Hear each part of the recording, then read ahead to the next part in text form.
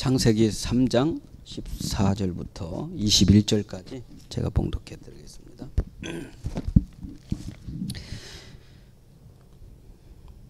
여호와 하나님이 뱀에게 이르시되 내가 이렇게 하였으니 내가 모든 육축과 들의 모든 짐승보다 더욱 저주를 받아 배로 다니고 종신토록 흙을 먹을지니라. 내가 너로 여자와 원수되게 하고 너의 후손도 여자의 후손과 원수되게 하리니 여자의 후손은 내 머리를 상하게 할 것이요 너는 그의 발꿈치를 상하게 할 것이니라 하시고, 또 여자에게 이르시되 내가 내게 잉태하는 고통을 크게 더하리니 내가 수고하고 자식을 낳을 것이며 너는 남편을 사모하고 남편은 너를 다스릴 것이라 하시고, 아담에게 이르시되 내가 내 아내의 말을 듣고 내가 너더러 먹지 말라 한 나무 실과를 먹었은즉 땅은 너로 인하여 저주를 받고 넌 종신토록 수고하여야 그 소산을 먹으리라. 땅이 내게 가시덤불과 엉겅퀴를 낼 것이라. 너의 먹을 것은 밭의 채소인즉 내가 얼굴에 땀이 흘려야 식물을 먹고 필경 흙으로 돌아가리니 그 속에서 내가 취함을 입었음이라. 너는 흙이니 흙으로 돌아갈 것이니라 하시니라. 아담이 그 아내를 하와라 이름하였으니 그는 모든 산자의 어미가 됨이라. 여호와 하나님이 아담과 그 아내를 위하여 가죽옷을 지어 입히시니라. 아멘. 15절과 21절 제가 다시 한번 읽어드리겠어요. 내가 너로 여자와 원수되게 하고 너의 후손도 여자의 후손과 원수가 되게 하리니 여자의 후손은 내 머리를 상하게 할 것이요 너는 그의 발꿈치를 상하게 할 것이라 하시고, 21절 여호와 하나님이 아담과 그 아내를 위하여 가죽옷을 지어 입히시니라. 이 두 말씀이 오늘 키워드가 되겠습니다. 할렐루야. 오늘 제목은 죽은 영을 살린 십자가, 이렇게 제목을 잡았습니다. 이 사람이 산다는 것은 두 종류의 삶을 살고 있어요. 어떤 사람은 자아로 살아갑니다.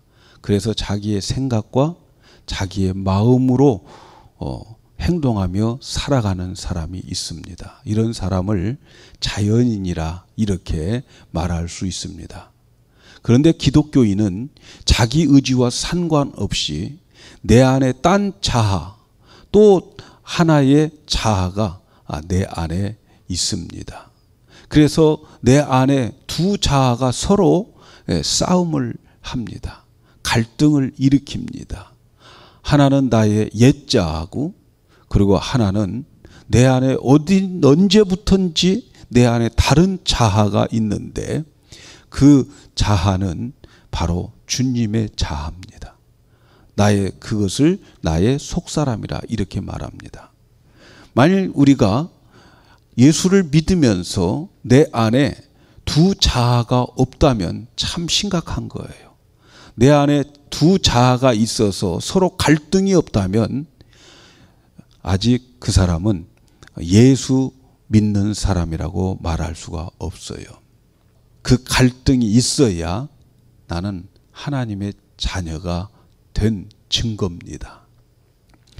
예수님이 오신 것은 그 영이 없이 살아가는 자들에게 그 영을 주기 위해서 오신 거예요. 하나님이 사람을 만드실 때에 사람은 영적인 존재로 만들었어요.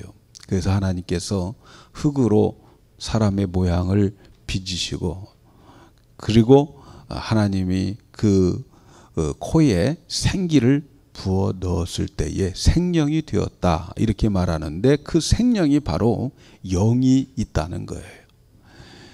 그래서 아담과 하와는 영을 주셔서 그 영으로 살아갑니다. 이 영의 기능은 하나님과 교제하고, 그래서 하나님의 말씀을 듣고 또 하나님께 말씀을 영으로 할 수 있도록 그렇게 하나님이 창조를 하셨어요. 그래서 에덴 동산에 사는 아담과 하와는 영으로 살아가는 거예요.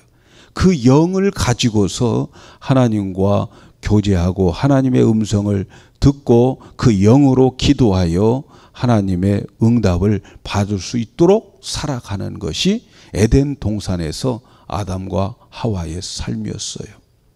이렇게 하나님께 영으로 교제하면서 하나님께 기도하면 영이신 하나님은 또 그들에게 영으로 말씀해 주시고, 그래서 그 영을 가지고서 하나님을 느끼고 하나님과 함께 교제하면서 살아가는 곳이 바로 에덴 동산이었어요.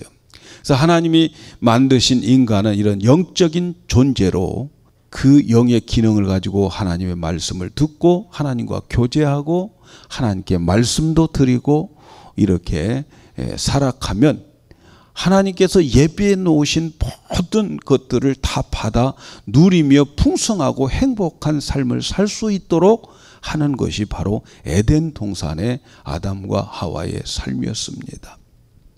그런데 우리가 이제 3장에 들어와서 보면은, 창세기 3장에 보면은 사단이 아담을 찾아와서 유혹해서 선악과를 따먹게 해버렸어요.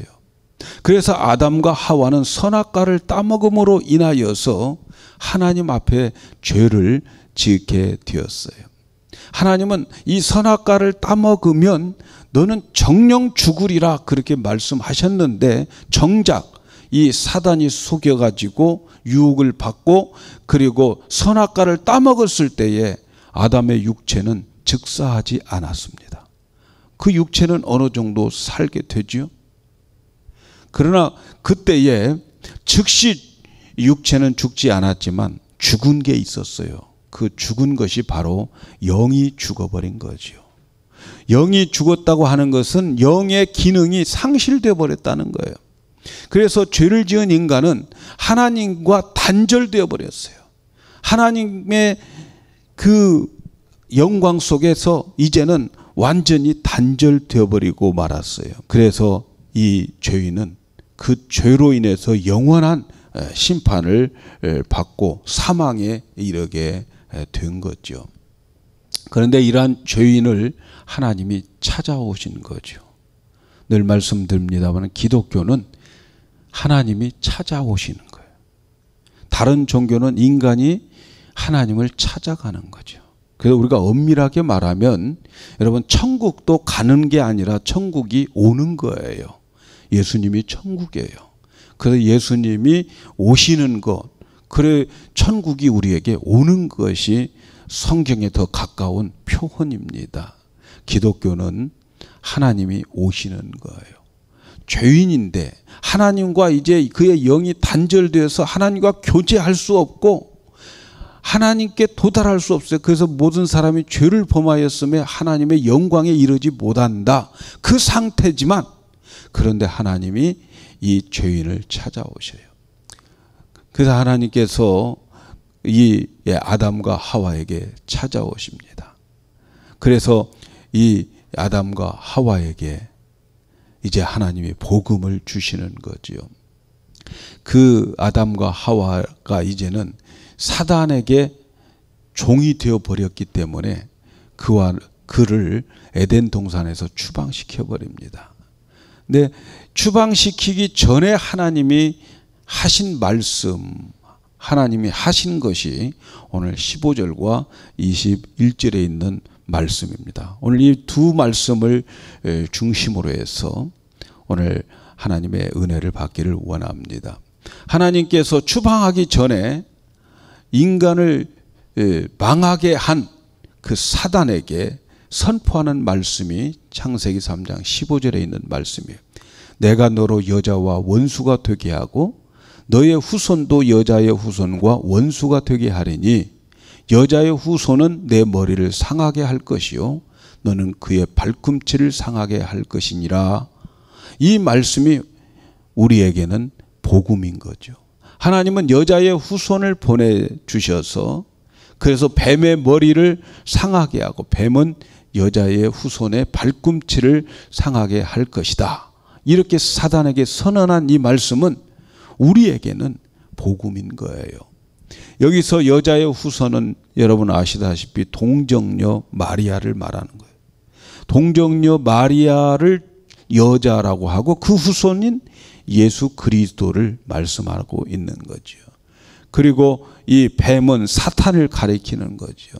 그래서 여자의 후손이 사탄의 종으로 사는 이 사탄의 나라에 있는 그 하나님의 자녀들을 구원해 주시기 위해서 이 땅에 오게 되고, 그 이 땅에 온 그 여자의 후손을 사탄은 그 발꿈치를 상하게 하겠다. 그 발꿈치를 상하게 하는 사건은 바로 십자가의 사건을 말씀하고 있는 거죠. 그러나 마침내 이제 여자의 후손은 그 십자가 사건을 통해서 그 뱀의 머리를 상하게 할 것인데, 그 뱀의 머리를 상하게 하는 것은 뱀이, 사단이 가지고 있는 사망의 권세를 부활을 통해서 완전히 그 사망 권세를 깨버리는 그러한 사단과 하나님 나라의 전쟁에서 완전히 머리를 상하게 해버리겠다. 여러분, 발꿈치 상하는 것과 머리 상하는 게 어떤 게 더 치명적입니까? 머리 상하는 게 더 치명적이잖아요. 그래서 하나님은 이 사단에게 반드시 너의 머리를 상하게 할 것이다. 그리고 이 사단에 사로잡혀 있는 하나님의 자녀들, 이 자녀들을 구원해 줄 것이다. 이렇게 약속을 해 주셨어요. 그리고 또 다른 하나는 하나님이 해 주신 일입니다. 창세기 3장 21절에 있는 말씀을 보면 여호와 하나님이 아담과 그 아내를 위하여 가죽옷을 지어 입히시니라, 이렇게 말씀해요. 하나님이 아담과 하와에게 짐승을 잡아서 죽이고 그 짐승의 가죽을 가지고 옷을 만들어서 이 아담과 하와에게 입혀 주셨어요. 이 아담과 하와가 사단의 유혹을 받아가지고 선악과 나무의 열매를 먹어버린 후에는 그들에게는 선과 악을 알게 되어버린 것. 늘 말씀드립니다마는 선과 악을 아는 나무인데 그것은 아담과 하와는 알 필요가 없어요. 하나님만 알면 되는 거죠. 그런데 그것을 너 먹으면 하나님같이 된다. 그 유혹에 빠져서 따먹게 된 거죠. 그래서 따먹고 보니까 선과 악을 알아버린 거죠. 그래서 보니까 자기들이 벗었어요. 아, 부끄럽다. 이래가지고 무화과 나무 잎으로 치마를 만들어서 자기들의 수치를 가렸지요.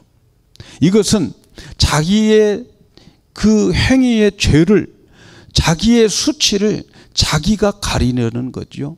자기의 죄를 자기가 해결하려고 하는 것이 이제는 선악과 먹은 자들의 행동이 되어버린 거예요. 그래서 자기가 먹고 그리고 선악을 알게 되고 그리고 선악을 알고 보니까 자기들의 부끄러운 것들을 자기가 해결하려고 하는 것, 이것이 바로 자연인인 거예요. 세상의 모든 사람들은 태어날 때부터 선악과 먹은 상태로 태어나요.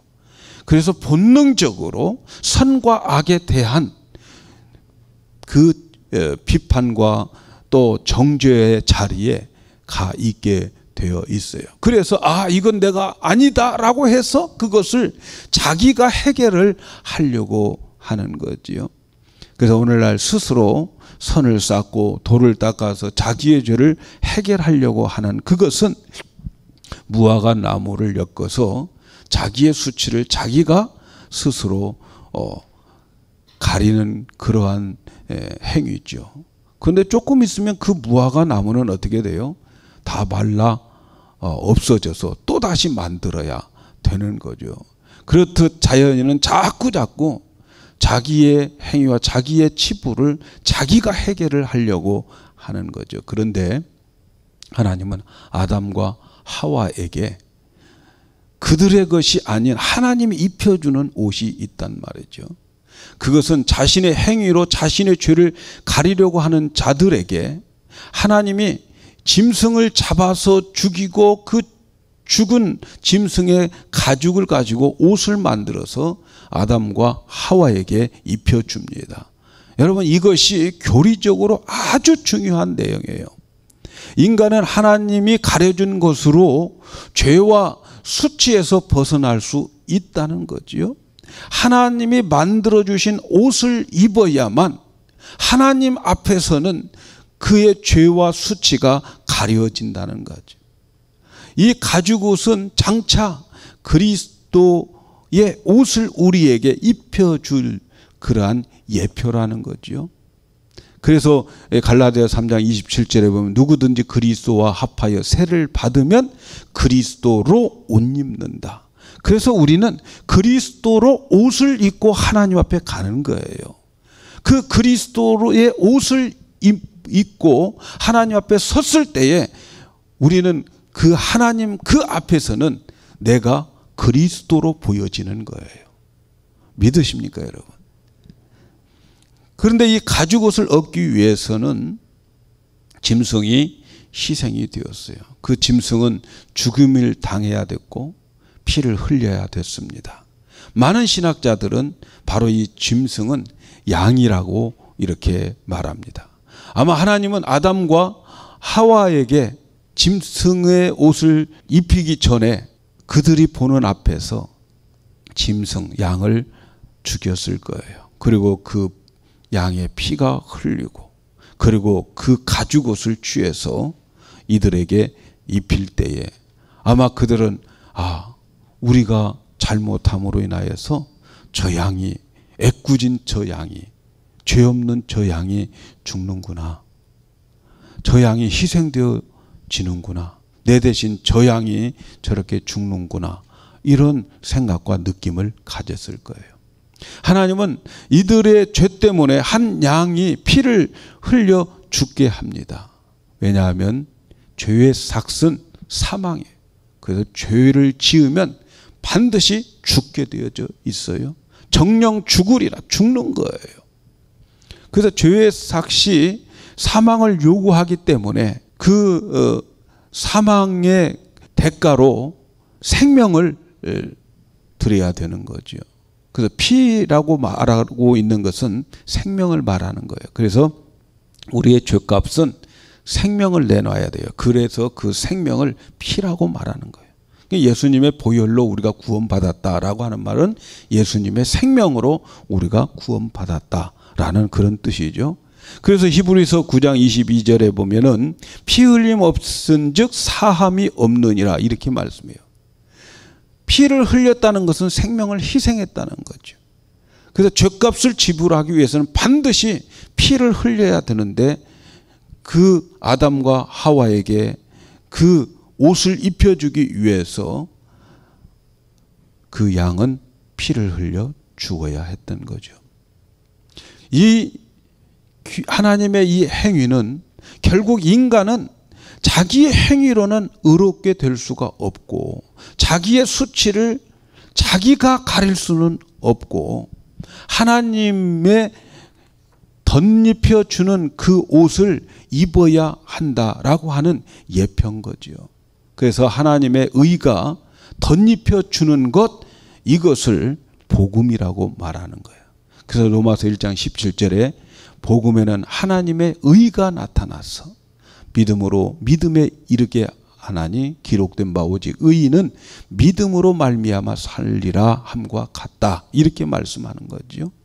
그래서 하나님이 예고하신 대로 예수님은 우리를 위해서 오시고 우리 때문에 오셔서 예수님이 대신 십자가에서 죽으시고 그리고 그 예수님의 그 옷을 우리에게 입혀 주셔서 그래서 우리를 하나님 앞에 의롭게 만드시겠다고 하는 그러한 예표가 바로 창세기 3장 21절에 있는 그 말씀이에요.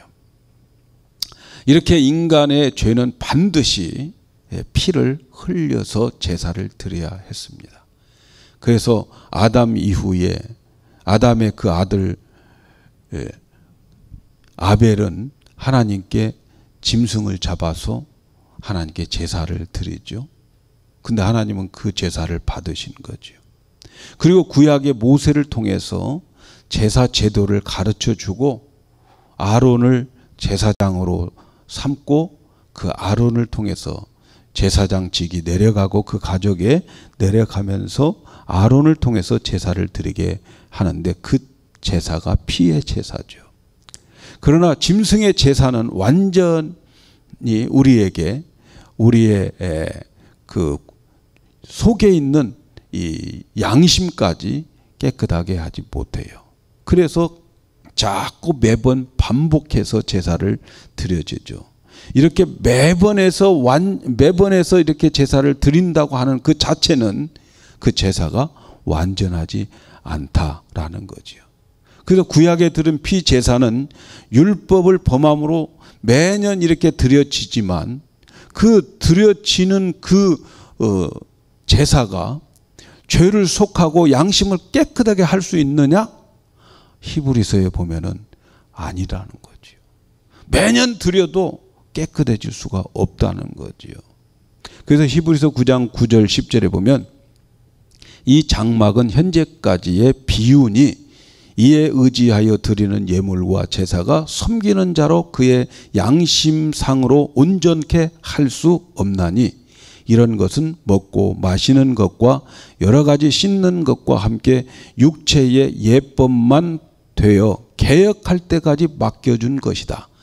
자, 이 말은 구약의 모든 제사들은 이 피의 제사로 양심을 깨끗하게 할 수 없는데 그렇게 제사를 드렸던 것은 우리가 지금 드려지는 이 제사가 완전하지 못하다. 그러니까 앞으로 완전한 제물과 제사가 필요하다.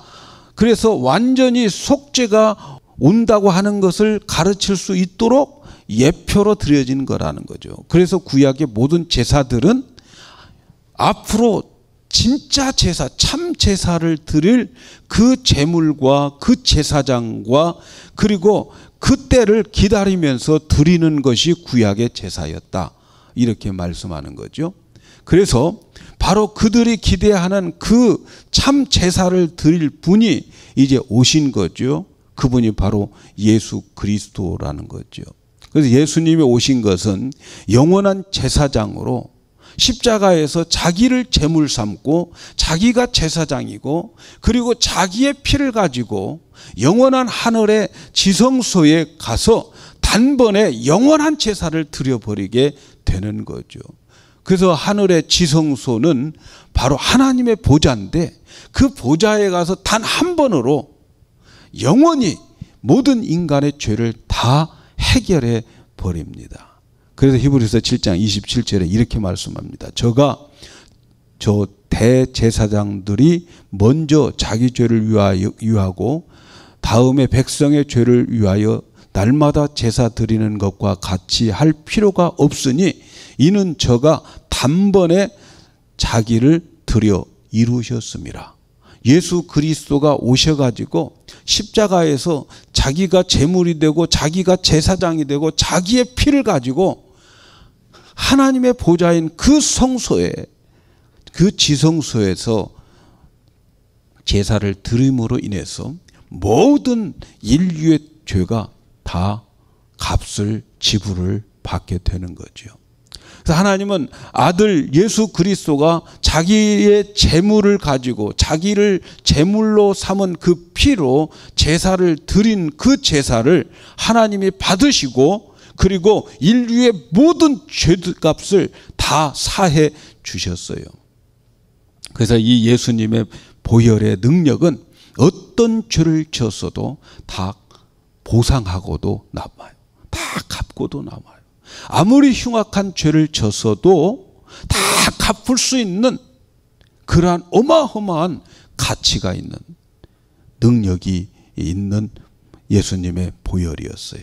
그래서 예수님께서 이 세상에 오셔서 십자가에서 자기가 제사장이 되시고 자기 제물을 가지고 그 피를 하늘에 있는 영원한 지성소에 가서 다 쏟아부로 인해서 이제는 지금까지 살아왔던 모든 사람들의 죄 그리고 앞으로 태어날 모든 사람들의 죄를 다 지불해 버렸어요.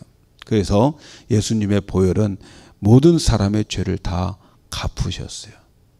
그러나 여러분 중요한 것이 있어요.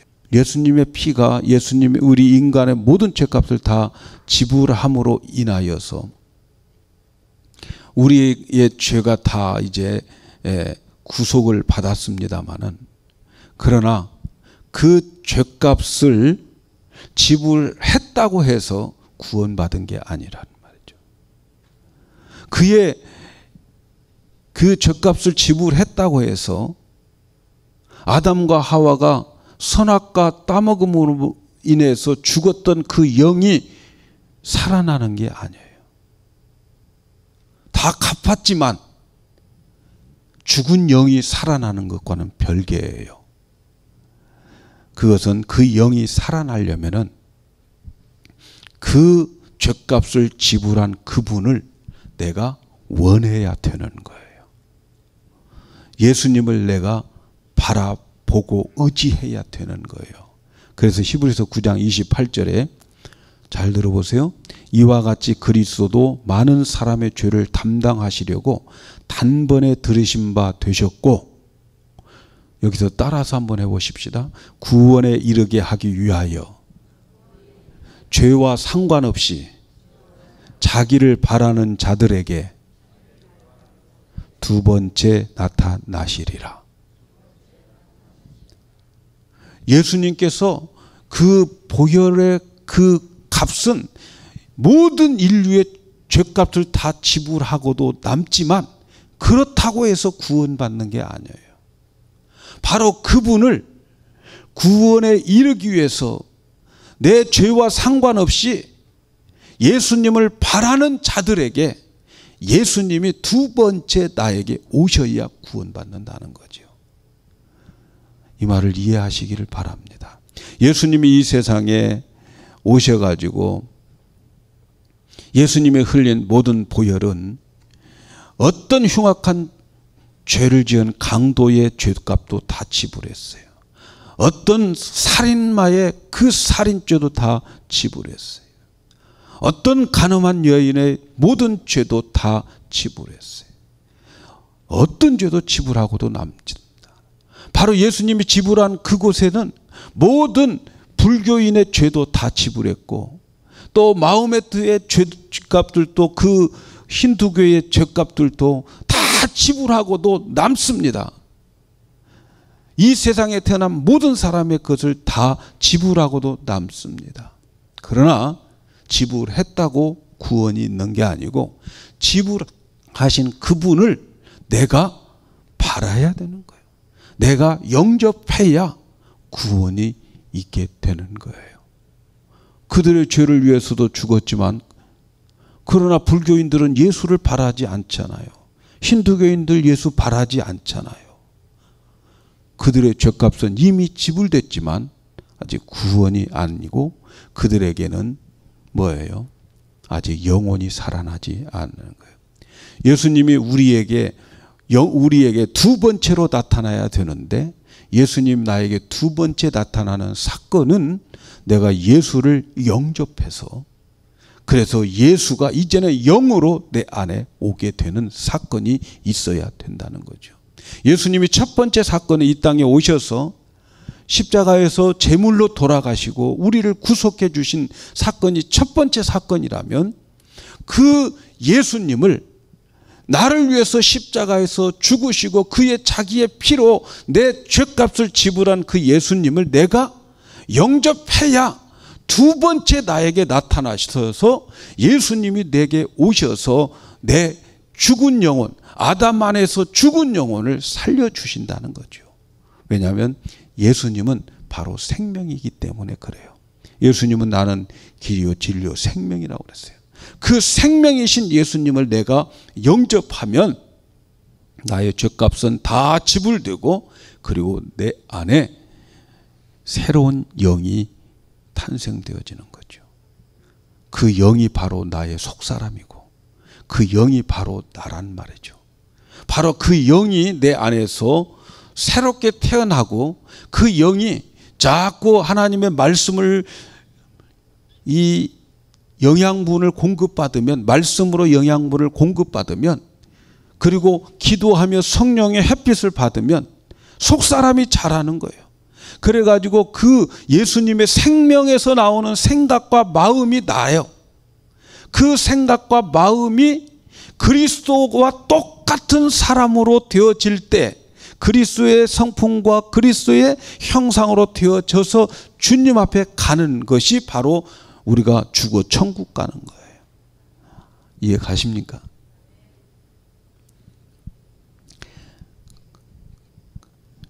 예수님이 이제 우리 안에 오셔가지고 내가 영접해서 그분이 내 안에 오시면은 이제는 영이 살아나는데, 영이 살아나는 첫 번째 증거는 하나님의 말씀이 깨달아집니다.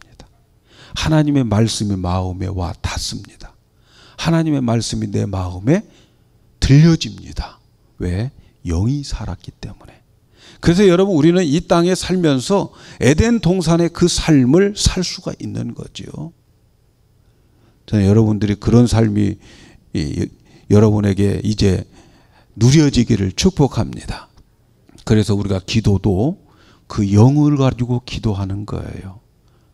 우리가 하나님께 기도하면 하나님 보좌에 바로 상달되게 되어 있어요. 그래서 예수님이 그 보좌에 가서 단번에 그의 피를 쏟음으로 인하여서 우리는 하나님의 보좌에 언제든지 가게 되어 있어요. 그래서 히브리서 4장 16절에 그러므로 우리가 긍휼하심을 받고 때를 따라 돕는 은혜를 얻기 위하여 은혜의 보좌 앞에 담대히 나아갈지니라. 언제든지 우리는 여기에서 영으로 기도하고 영으로 하나님께 말씀드릴, 그러면 하나님의 보좌에 즉시 올라가게 되는 거지요. 사랑하는 여러분, 죄는 뭐가 죄냐면 영으로 살지 않는 것이 죄입니다.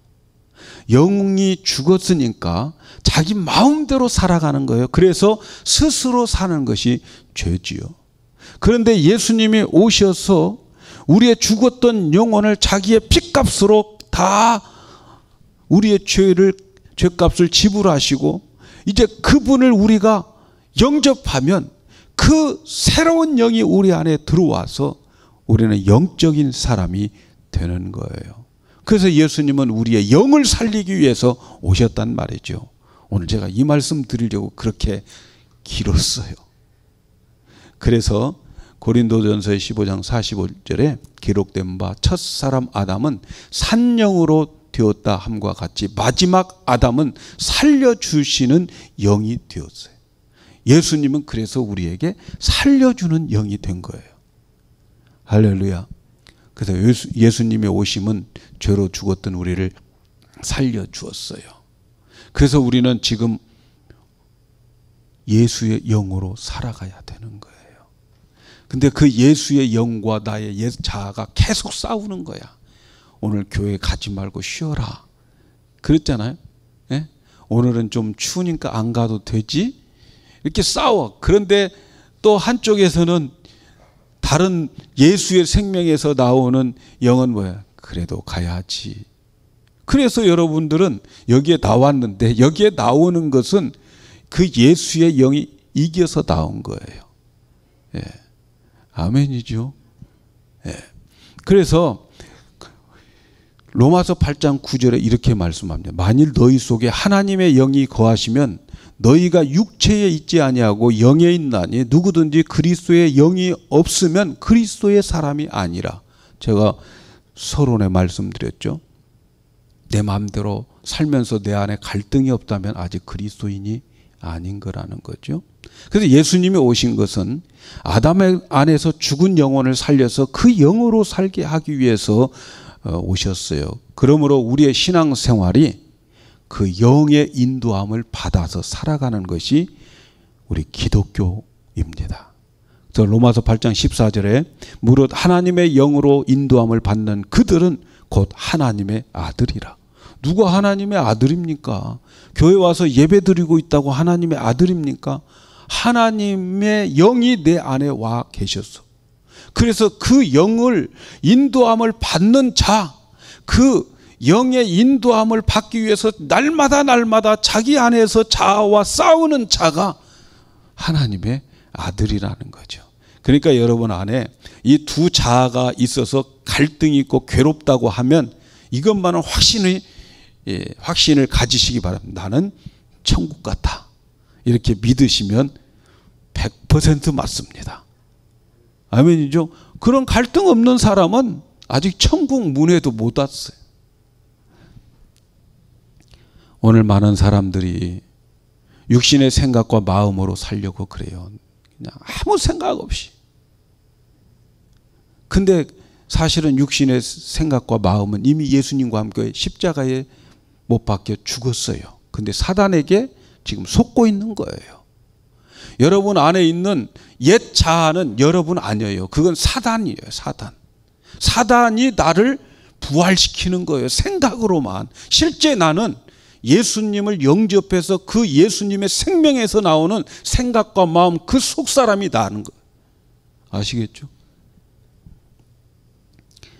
그래서 로마서 8장 4절에 보면 육신을 쫓지 않고 그 영을 쫓아 행하는 우리에게 율법의 요구가 이루어지게 하려 함이라. 예수님이 이 세상에 오셔가지고 십자가에서 죽으시고 그리고 우리의 죄값을 다 지불하시고 그분을 영접하면 이제는 우리가 율법의 요구를 내 인내와 끈기로 율법 지키려고 하는 것이 아니고 성령이 지켜주신다는 거예요. 그 영을 따라서 살아가면 그 영이 하루하루 그 영을 찾고 그 영을 따라서 그 성령을 따라서 살다 보면 주님 앞에 딱 갔을 때 뒤돌아보면 다 율법 지켜져 있어요. 내가 지킨 게 아니고 누가? 내 안에 계신 영이 성령이 지켜주시는 거예요. 그래서 우리가 그리스도의 형상으로 닮아가는 것도 도 닦아서 예수 닮아가는 게 아닙니다. 인내와 끈기로 훈련으로 예수 닮아가려고 잘못 가르치고 있는데 여러분 그게 아니에요. 잘 들어보세요. 고린도후서 3장 18절인데 우리가 다 수건을 벗은 얼굴로 거울을 보는 것 같이 주의 영광을 보매 저와 같은 형상으로 화하여 영광에 이르니 곧 주의 영으로 말미암니라. 여기서 수건을 벗는다라고 하는 것은 모세가 시내산에서 이 계명을 받아가지고 왔을 때 많은 백성들이 모세의 얼굴이 너무 광채가 나니까 무섭다고 그러니까 이 수건으로 가려웠어요. 그 수건 말이에요. 다시 말하면 구약의 백성들처럼 자기가 율법을 자기 힘으로 지키려고 해가지고는 안 된다는 그거 벗어야 되는 거예요. 그리고 우리 안에 오시는 성령을 통해서 그 성령이 우리 안에서 주님의 영광을 내 속에서 보여주고 그 속에 있는 그것을 보면 그와 같은 형상으로 화하여 변화된다는 거예요. 주의 영광을 봐야 변화되는 것이지 그것이 성령으로 되어지는 것이지 도 닦고 인내와 끈기로 되어지는 게 아니라는 거죠. 사랑하는 여러분, 예수님이 이 세상에 오심은 이렇게 죽은 영혼을 살려서 그래서 그 영 안에서 살고 그 영으로 살고 그 영으로 예수 그리스도의 형상을 보고 그래서 예수 만들고 예수님과 똑같은 사람으로 만들어서 천국에 하나님 앞에 오게 하는 거. 예수의 옷을 입혀서 오게 하기 위한 거. 근데 그 예수의 옷을 내 노력과 내 인내와 끈기가 아니고 하나님이 입혀주셔서 가게 된다라고 하는 말씀이 창세기 3장 21절에 양을 잡아서 옷을 입혀주는 사건입니다. 여러분, 지금 여러분은 어떻게 살아가고 있습니까? 내 속에 성령이 계셔서 그분과 함께 그분과 같이 살아가고 계십니까? 아니면 그분 제쳐놓고 아무 생각 없이 그냥 내게 있는 내추럴한 생각과 마음을 가지고 살아가고 있습니까? 로마서 8장 6절에 보면 육신의 생각은 사망이요 영의 생각은 생명과 평안이니라.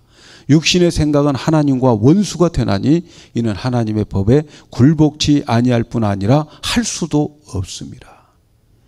육신의 생각과 마음으로 살면 결국 사망이고 하나님과 원수가 됩니다.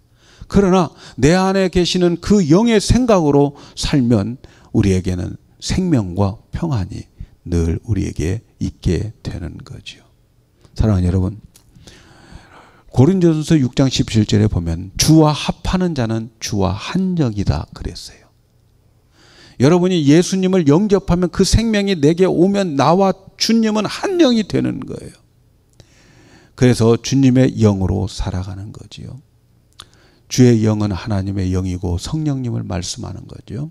그래서 하나님은 그 영으로 살아가게 하기 위해서 십자가에서 값을 지불하셨어요. 이제 우리는 주님을 영접해서 주님과 하나가 되는 거지요. 그래서 우리의 삶을 늘 확인하면서 살아가셔야 돼요. 이제 고난주간이 오고 그리고 부활주의를 맞이하면서 우리가 좀 깊이 생각해야 될 것은 바로 그거죠. 내가 지금 영적인 삶을 살고 있는가? 아니면 내추럴한 내 육신의 생각과 마음으로 그냥 살고 있는가? 다시 한번 우리는 이 시점에서 생각해 보면서 이 땅에 오신 예수님, 나에게 영적인 삶을 살게 하기 위해서 오시고 그러기 위해서 십자가의 그 값을 지불하신 그분을 생각하면서 이제 다가오는 부활절 고난주간을 맞이하는 우리 성도들 되기를 주님의 이름으로 축복합니다.